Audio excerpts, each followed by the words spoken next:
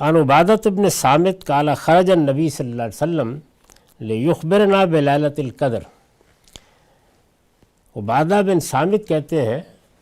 کہ رسالت میں آپ صلی اللہ علیہ وسلم نکلے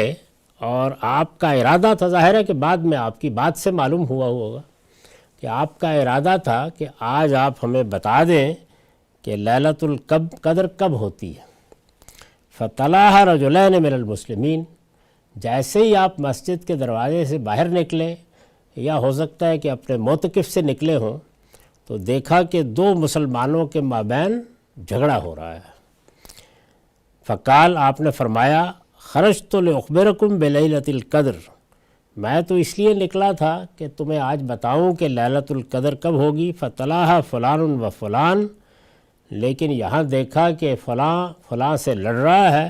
فرفعت، تو اس کا علم مجھ سے اٹھا لیا گیا۔ وعسیٰ ان یکون خیرا لکم،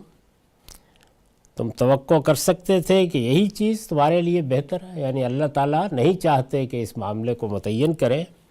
اس لیے اسی میں خیر سمجھو، اللہ کی حکمت ہوتی ہے ہر کام میں۔ وعسیٰ ان یکون خیرا لکم فالتمسوها فی التاسعۃ والسابعۃ والخامسۃ،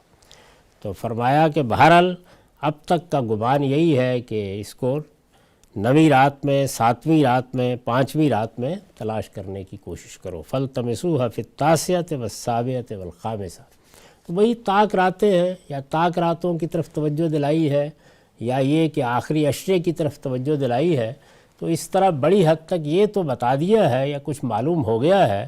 کہ زیادہ امکان کب ہے یا کن راتوں میں ہے، لیکن تعین نہیں کیا گیا۔ اور اسی وجہ سے یہ بھی کوئی سوال نہیں پیدا ہوتا کہ ایک جگہ پہ رات ہوگی، دوسری جگہ ہوگی، ظاہر ہے کہ جب تعین نہیں کیا گیا